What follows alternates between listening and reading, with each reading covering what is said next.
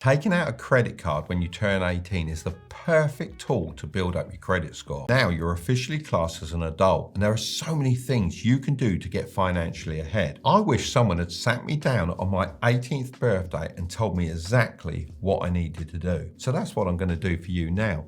I've made a checklist of 7 things you need to do to set yourself up for success. Even if you're over the age of 18, it's super important you do all of these things sooner rather than later. Number 1, open your own bank accounts. Having your own bank accounts that only you have access to is the first logical step you should take once you're over the age of 18. I say accounts because really and truly, you should have 2. The first is a current account, or as the Americans call it, a checking account.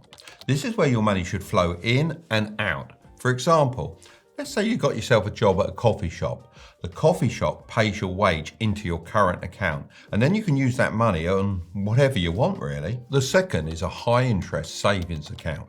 This is where you should start building up an emergency fund of 3 to 6 months of your living expenses, just in case something out of your control happens and your income dries up. So where should you open up these accounts? Well, you need to be looking for banks that don't charge high fees. Having these accounts shouldn't cost you money. Number 2, get a credit card. When I was younger, I believed that if you never borrowed, you'd have an amazing credit score, since you never took out a loan or made any late payments. Well, that couldn't be further from the truth. Taking out a credit card when you turn 18 is the perfect tool to build up your credit score. You can do this by using your credit card to pay for the things you would normally pay for in cash, like paying for the gas in your car, for example, and then paying the card off in full every month without fail.